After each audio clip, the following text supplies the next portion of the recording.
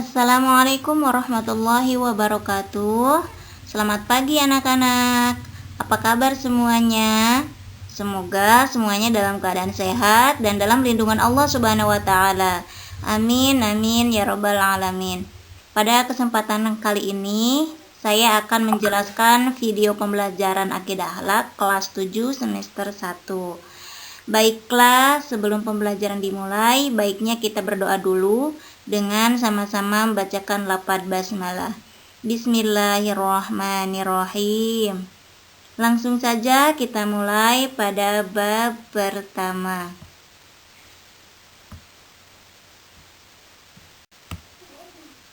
Sebelum ke materi, saya akan membacakan tujuan pembelajaran terlebih dahulu, di mana apabila setelah mempelajari bab pertama ini, yaitu materinya tentang ikhlas, taat, istiqomah dan taubat, diharapkan kita dapat menjelaskan pengertian sifat ikhlas, taat, istiqomah dan taubat, menunjukkan contoh sifat ikhlas, taat, istiqomah dan taubat, dapat menyebutkan dampak positif sifat ikhlas, taat, istiqomah dan taubat, serta mencari kisah-kisah yang berkaitan dengan dampak positif dari perilaku ikhlas, taat, istiqomah, dan tobat dalam fenomena kehidupan sehari-hari.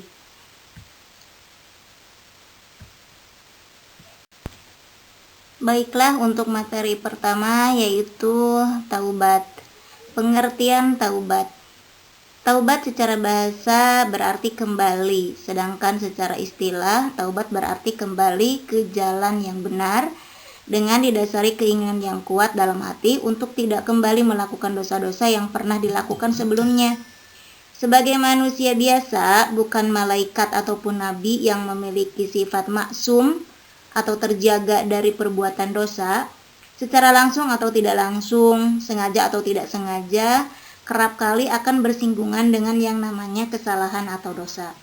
Baik kesalahannya kepada makhluk individu yang berhubungan langsung dengan Allah, maupun sebagai makhluk sosial yang berhubungan dengan anak Adam yang lain. Untungnya, sebagai seorang muslim, kita diberi jalan selebar-lebarnya oleh Allah Subhanahu wa taala untuk memperbaiki kesalahan itu melalui sebuah pintu yang disebut dengan pintu taubat.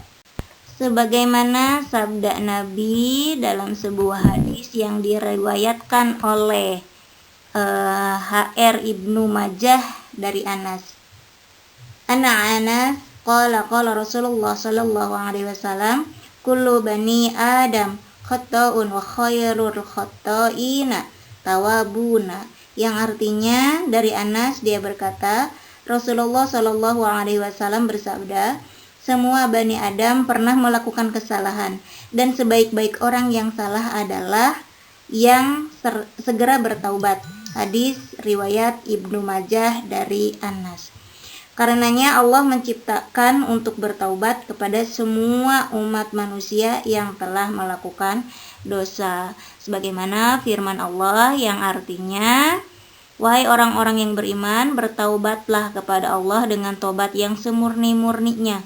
Mudah-mudahan Tuhan kamu akan menghapus kesalahan-kesalahanmu dan memasukkan kamu ke dalam surga yang mengalir di bawahnya sungai-sungai. Pada hari itu, ketika Allah tidak mengecewakan Nabi dan orang-orang yang beriman bersama dengannya, sedang cahaya mereka memancar di hadapan dan di sebelah kanan mereka, sambil mereka berkata, ya Tuhan kami, Allah adalah zat yang maha menerima taubat, sebagaimana ia telah memproklamirkan dalam Quran surat An-Nasr, tidak ada satu dosa pun yang tidak diampuni oleh Allah Subhanahu wa taala kecuali syirik atau mempersekutukannya, sebagaimana firman-Nya, Bismillahirrahmanirrahim, innallaha la yaghfiru ay yushraka bihi wa yaghfiru ma duna dzalika liman yasha wa may yusyrik billahi faqad iftara isman 'azima, yang artinya sesungguhnya Allah tidak akan mengampuni dosa karena mempersekutukannya, yaitu syirik, dan tidak mengampuni apapun yang selain syirik itu bagi siapa yang dia kehendaki. Barang siapa mempersekutukan Allah, maka sungguh dia telah berbuat dosa yang besar. Quran Surat An-Nisa ayat 48. Nah, jelaskan bahwa Allah itu Maha Pengampun, maka sudah seharusnya lah kita menyegerakan diri untuk bertaubat kepadanya dari segala dosa. Taubat dengan sebenar-benarnya, taubat atau semurni-murninya taubat, yang biasa disebut dengan taubatan nasuha. Rasulullah Shallallahu Alaihi Wasallam pernah bersabda yang artinya, hai manusia, bertaubatlah kepada Allah dan mintalah ampunan kepadanya. Sesungguhnya aku sendiri bertobat dalam sehari 100 kali. Hadis riwayat Muslim. Masya Allah, betapa manusia termulia yang mendapat jaminan surga. Bahkan surga tidak akan dibuka sebelum beliau masuk. Bertaubat 100 kali dalam sehari semalam. Lantas bagaimana dengan kita? Manusia biasa yang tidak pernah luput melakukan dosa dalam keseharian kita. Berapa kalikah kita bertaubat sehari semalam? Atau minimal berapa kalikah kita beristighfar dalam sehari semalam? Nah, materi selanjutnya yaitu jenis dan syarat taubat. Adapun jenis-jenisnya di sini ada 2 jenis. Yang pertama adalah taubat menyangkut dosa terhadap Allah. Imam Nawawi mengatakan bahwa ada 3 syarat dalam melaksanakan taubat yang wajib dilakukan oleh manusia setiap muslim atas dosa yang dilakukan apabila maksiat itu di antara manusia dengan Allah dan tidak berhubungan dengan hak sesama manusia, hakul adami. Maka ada 3 syarat. Yang pertama yaitu meninggalkan perilaku dosa itu sendiri. Yang kedua, menyesali perbuatan maksiat yang telah dilakukan. Yang ketiga, berniat tidak melakukannya lagi selama-lamanya. Apabila tidak terpenuhi ketiga syarat ini, maka tidak sah taubatnya. Nah, yang kedua yaitu taubat menyangkut dosa terhadap sesama manusia. Sedangkan jika dosa itu berhubungan dengan hak Adam, dengan hak anak Adam atau sesama manusia, maka lebih lanjut Imam Nawawi menyebutkan ada 4 syarat, yaitu pertama, meninggalkan perilaku dosa itu sendiri. Kedua, menyesali perbuatan maksiat yang telah dilakukan. 3, berniat tidak melakukannya lagi selama-lamanya. Yang keempat, membebaskan diri dari hak manusia yang dizalimi dengan cara yang pertama apabila menyangkut harta, yaitu dengan cara mengembalikan harta tersebut. Dan apabila menyangkut non-materi seperti pernah memfitnah, menggunjing, atau ghibah, dan lain-lain, maka hendaknya meminta maaf kepada yang bersangkutan. Taubat dari segala kesalahan tidaklah membuat seseorang terhina di hadapan Tuhannya. Hal itu justru akan menambah kecintaan dan kedekatan seorang hamba dengan Tuhannya. Karena sesungguhnya Allah sangat mencintai orang-orang yang bertaubat dan mensucikan diri. Selanjutnya, dampak positif perilaku bertobat. Dampak positif bertaubat dirasakan oleh pelakunya sendiri dan orang lain. Adapun dampak positifnya antara lain yang pertama untuk dirinya sendiri. Pelaku yang bertaubat itu akan memperoleh semangat dan gairah hidup baru karena Allah berkenan menerima tobatnya jika tobatnya dilakukan dengan sungguh-sungguh. Yang kedua, dapat memperoleh kembali jalan yang benar, yaitu Islam, setelah menempuh jalan yang sesat karena perbuatan dosanya itu. Yang ketiga, akan memperoleh simpati dari masyarakat lagi. Nah, yang kedua, bagi orang lain, dampak positifnya yaitu akan yang pertama, lambat laun dapat mengembalikan nama baik keluarga seperti masa lalu lagi. Ya, yang kedua, hilangnya kecemasan keluarga dan masyarakat atau tidak khawatir terjadi kejahatan yang dilakukan seperti sebelum ia bertaubat. Nah, adapun perilaku membiasakan diri bertaubat, perilaku yang membiasakan diri bertobat yaitu dengan sikap yang pertama, tidak memandang remeh terhadap perbuatan dosa walaupun kecil dosanya. Kemudian yang kedua, berusaha menutup perbuatan dosanya dengan berbuat baik sesuai kemampuan yang dimiliki. Yang ketiga, akan merasa tidak senang apabila melihat orang lain berbuat dosa. Yang keempat, memperbanyak bergaul dengan orang-orang yang soleh dan bersikap hati-hati dalam bergaul tersebut. Nah, kelima perbuatan ini yang akan menuntun manusia serta menjadikannya pribadi yang lebih baik dan menghindari perbuatan yang merugikan dirinya sendiri dan orang lain. Baiklah, materi selanjutnya yaitu taat. Taat menurut bahasa berarti tunduk, patuh, dan setia. Sedangkan menurut istilah, taat bisa diartikan tunduk dan patuh terhadap segala perintah dan aturan yang berlaku.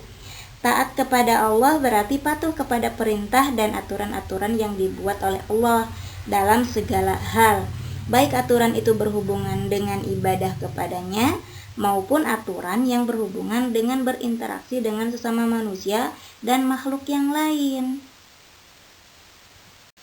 Dalam Al-Quran, Allah telah berfirman, Bismillahirrahmanirrahim, Ya ayyuhalladzina amanu ati'ullaha wa ati'ur rasul wa ulil amri minkum fa in taraza'tum fi syai'in farudduhu ilallah war rasuli in kuntum tu'minuna billahi wal yaumil akhir dzalika khairu wa ahsanu ta'wila, yang artinya, hai orang-orang yang beriman, taatilah Allah dan taatilah Rasul dan ulil amri di antara kamu. Kemudian jika kamu berlain pendapat tentang sesuatu, maka kembalilah ia kepada Allah, yaitu Al-Quran dan Rasul sunnahnya. Jika kamu benar-benar beriman kepada Allah dan hari kemudian, yang demikian itu lebih utama bagimu dan lebih baik akibatnya. Quran Surat An-Nisa ayat 59. Dari ayat di atas maka kita bisa simpulkan kepada siapa saja kita harus taat. Nah, ini ya, kepada siapa saja kita harus taat berdasarkan ayat dari Quran Surat An-Nisa tadi. Yang pertama adalah kita taat kepada Allah Subhanahu wa Ta'ala. Sebagai seorang muslim, taat kepada Allah adalah yang paling pertama dan utama. Sebagaimana ayat di atas, kalimat perintah untuk taat yang pertama adalah kepada Allah. Ketaatan kepada Allah ini sifatnya mutlak, tanpa ada keraguan dan tidak ada tawar-menawar dalam segala aspek kehidupan. Yang kedua, kita harus taat kepada Rasulnya, yaitu Nabi Muhammad SAW. Ketaatan yang kedua adalah ketaatan kepada Nabi. Ketaatan ini pun mutlak, sebagaimana ketaatan kepada Allah Subhanahu wa Ta'ala. Ini berarti taat kepada Rasul berarti taat kepada Allah Subhanahu wa Ta'ala. Demikian juga sebaliknya, tidak taat kepada Rasul berarti tidak taat kepada Allah Subhanahu wa Ta'ala. Karena ayat di atas tadi jelas bahwa perintah kepada Rasul adalah wajib. Hal ini terbukti dari redaksi ayat yang mengulang kata taatilah pada perintah taat yang kedua. Sebagaimana Rasulullah pernah bersabda yang artinya dari Abu Hurairah dari Rasulullah SAW bahwa beliau bersabda, barang siapa mentaatiku, sungguh dia telah mentaati Allah. Barang siapa bermaksiat kepadaku, maka dia telah bermaksiat kepada Allah Subhanahu wa Ta'ala. Yang ketiga, kita harus taat kepada ulil amri atau pemerintah. Ketaatan yang ketiga ini yaitu kepada pemimpin. Hanya saja ketaatan kepada pemimpin ini tidaklah mutlak, tapi mempunyai syarat, yaitu selama pemimpin tersebut berpegang kepada kitab Allah dan Rasul-Nya. Kemudian selanjutnya yaitu bentuk-bentuk atau contoh ketaatan kepada Allah dan Rasul-Nya. Misal di sini salah satu contohnya, Pada suatu sekolah melatih siswanya untuk secara rutin membaca doa Asmaul Husna dan membaca Al-Quran sebelum memulai pelajaran. Salat jamaah, zikir, dan salat duha itu upaya mendapatkan ketenangan hati, pemikiran dalam menuntut ilmu, sehingga ilmu yang didapat itu berkah dan manfaat. Atau misalkan contoh lain, Siti dilamar oleh seorang pemuda tampan, kaya, lagi terhormat, tapi non-Islam, non-Muslim. Sebenarnya dalam hati Siti ini juga mencintainya. Karena Islam melarang muslimah menikah dengan lelaki non-muslim, akhirnya Siti ini menolak lamaran tersebut dengan sopan. Semata-mata ia taat kepada Allah Subhanahu wa taala. Kemudian selanjutnya dampak positif ketaatan kepada Allah dan Rasul-Nya. Orang yang taat kepada Allah akan merasakan dampak positifnya, yaitu diantaranya memperoleh kepuasan batin karena telah mampu melaksanakan salah satu kewajibannya kepada Allah dan Rasul-Nya. Yang kedua, memperoleh ridho Allah karena telah mampu mentaati perintahnya. Yang ketiga, memperoleh kemenangan atau keuntungan yang besar, sebagaimana firman Allah Subhanahu wa taala, Bismillahirrahmanirrahim, wa may yuti'illahu war rasulahu yudkhilhu jannatin tajri min tahtihal anhar khalidina fiha wa dzalikal fawzul 'adzim. Yang artinya, barang siapa taat kepada Allah dan Rasul-Nya, dia akan memasukkannya ke dalam sungai-sungai yang mengalir di bawahnya sungai-sungai. Mereka kekal di dalamnya, dan itulah kemenangan yang agung. Quran surat An-Nisa ayat 4. Selanjutnya, dampak positif perilaku bertaubat. Dampak positif bertaubat dirasakan oleh pelakunya sendiri dan orang lain. Adapun dampak positifnya antara lain, yang pertama untuk dirinya sendiri. Pelaku yang bertaubat itu akan memperoleh semangat dan gairah hidup baru karena Allah berkenan menerima tobatnya jika tobatnya dilakukan dengan sungguh-sungguh. Yang kedua, dapat memperoleh kembali jalan yang benar, yaitu Islam, setelah menempuh jalan yang sesat karena perbuatan dosanya itu. Yang ketiga, akan memperoleh simpati dari masyarakat lagi. Nah, yang kedua, bagi orang lain, dampak positifnya yaitu materi yang ketiga yaitu istiqomah. Pengertian istiqomah secara bahasa, istiqomah artinya lurus, dan secara istilah yaitu suatu perbuatan dan sifat yang senantiasa mengikuti jalan yang lurus, yakni jalan yang diridhoi Allah Subhanahu wa taala. Istiqomah dalam beribadah dapat diartikan sebagai suatu sikap untuk senantiasa menjalankan apa yang diperintahkan oleh Allah Subhanahu wa taala sebagai suatu ibadah, sesuai dengan firman Allah Subhanahu wa taala dalam ayat 112 Quran surat Hud. Fastaqim kama umirta wa man taba ma'aka wa la tatghaw innahu bima ta'maluna basir. Yang artinya, maka tetaplah engkau wahai Muhammad di jalan yang benar, sebagaimana telah diperintahkan kepadamu dan juga orang yang bertaubat bersamamu. Dan janganlah kamu melampaui batas, sungguh Dia Maha melihat apa yang kamu kerjakan. Quran surat Hud ayat 112. Cara membiasakan agar istiqomah di jalan Allah senantiasa istiqomah dalam beribadah memang tidak semudah dengan yang kita bayangkan. Tapi seorang muslim yang baik adalah mereka yang selalu berusaha untuk istiqomah dan berada dalam jalan yang benar. Meskipun dalam ibadahnya terkadang seorang Islam mengalami rasa malas atau gangguan lainnya, setidaknya ada beberapa cara yang bisa membantu seorang muslim untuk tetap istiqomah. Nah, di antara cara agar tetap istiqomah di jalan Allah, yang pertama yaitu meluruskan niat. Sebelum seseorang melaksanakan ibadah, ia tentunya harus berniat dalam hati. Dengan memiliki niat yang lurus dan hanya mengharapkan ridha Allah Subhanahu wa taala, maka seseorang akan lebih mudah menjalankan ibadahnya dan tidak mudah tergoda pada hal-hal yang bisa menghalangi ibadahnya.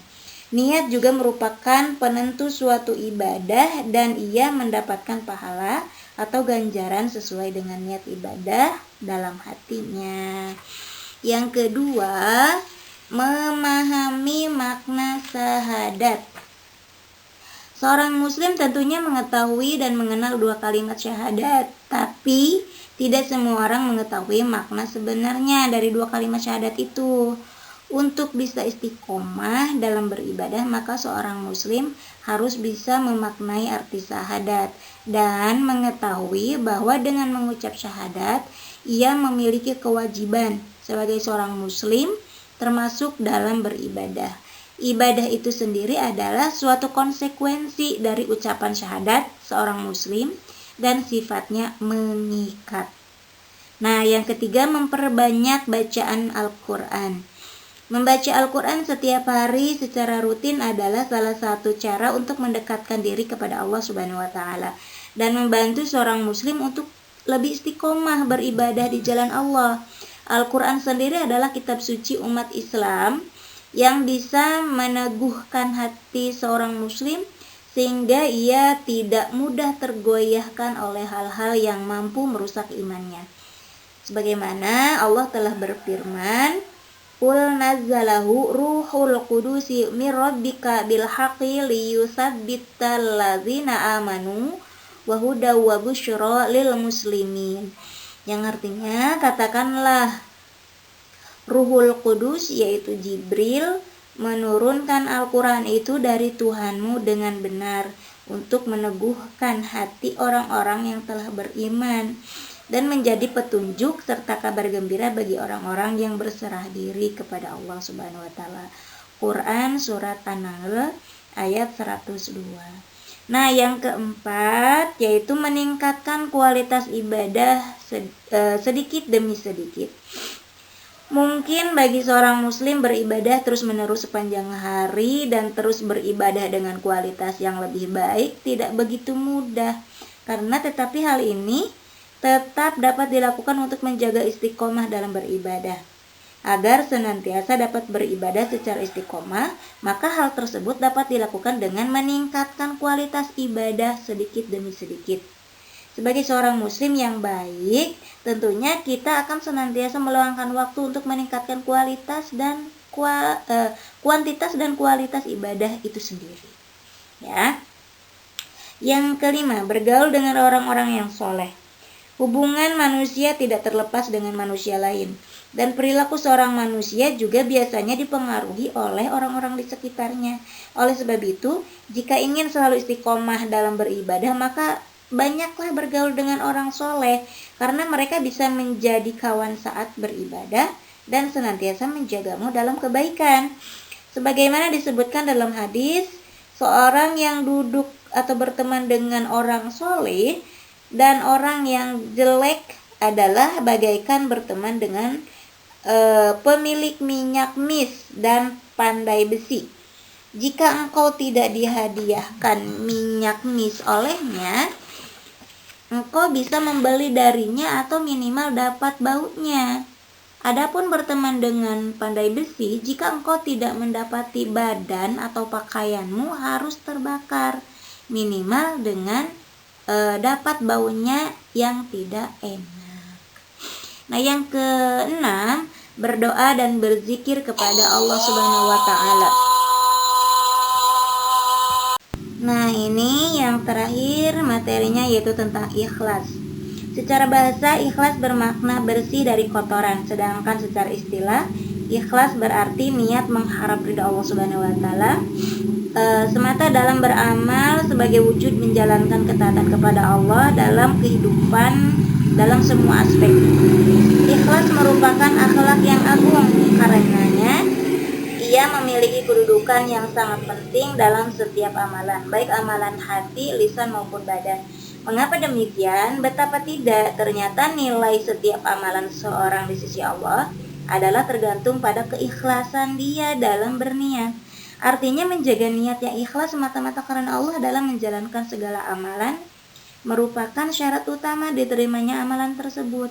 Oleh karena itu, kita harus mendahului dengan niat yang ikhlas dalam menjalankan amalan sebagaimana perintahnya. Qul inna sholati wa nusuki wa mahyaya wa mamati lillahi rabbil alamin. Katakanlah, sesungguhnya sholat, ibadah, hidup dan matiku hanyalah untuk Allah, Tuhan semesta alam. Quran surat An-Na'am ayat 162. Adapun contoh dari ikhlas, misal nih contohnya, Sinta, seorang gadis kecil belum genap umur 10 tahun, sepulang sekolah ia selalu membantu ibunya berjualan di pasar dekat rumahnya. Setelah membantu ibunya sampai sore, barulah ia pergi mengaji dan belajar. Pekerjaan ini rutin dilakukan oleh Sinta dengan penuh keikhlasan dan senang hati, tanpa mengharapkan pujian dari ibunya atau orang lain. Nah, adapun ciri-ciri dari ikhlas itu yang pertama, beribadah dan beramal baik hanya karena Allah Subhanahu wa taala. Bersedekah secara bersembunyi-sembunyi. Yang ketiga, tidak bangga ketika dipuji oleh orang lain, tidak surut, ya, tidak kecewa ketika mendapatkan celaan dari orang lain. Yang kelima, tidak mengingat-ingat amal baik yang telah dilakukan. Adapun cara berpikir ikhlas kita ini dapat dilakukan dengan menyadari bahwa amal seseorang tidak akan diterima oleh Allah Subhanahu wa taala jika tidak dilakukan dengan keikhlasan. Yang kedua, melatih diri beramal meskipun tidak dilihat oleh orang lain, atau melatih diri beramal baik, tidak mengharapkan keuntungan pribadi, atau menjauhi sifat-sifat egois, tamak, bakhil, dan takabur. Adapun dampak positif dari ikhlas yaitu yang pertama, perasaan nyaman dan perilakunya tenang karena perbuatan baiknya diniatkan semata-mata hanya karena Allah Subhanahu wa taala. Yang kedua, terbiasa beribadah dan beramal baik tanpa ada paksaan dari siapapun karena tidak mengharapkan pujian dari orang lain. Yang ketiga, dengan ikhlas menjadikan orang lain nyaman berteman dengannya karena orang lain mengetahui bahwa amalnya tidak mengharap pamrih. Nah, demikian pembahasan kita kali ini. Mudah-mudahan kita dapat mengamalkan keempat perilaku terpuji ini, yaitu taubat, taat, istiqomah, dan ikhlas. Kita bisa mengamalkannya dalam kehidupan sehari-hari. Terima kasih. Wassalamualaikum warahmatullahi wabarakatuh.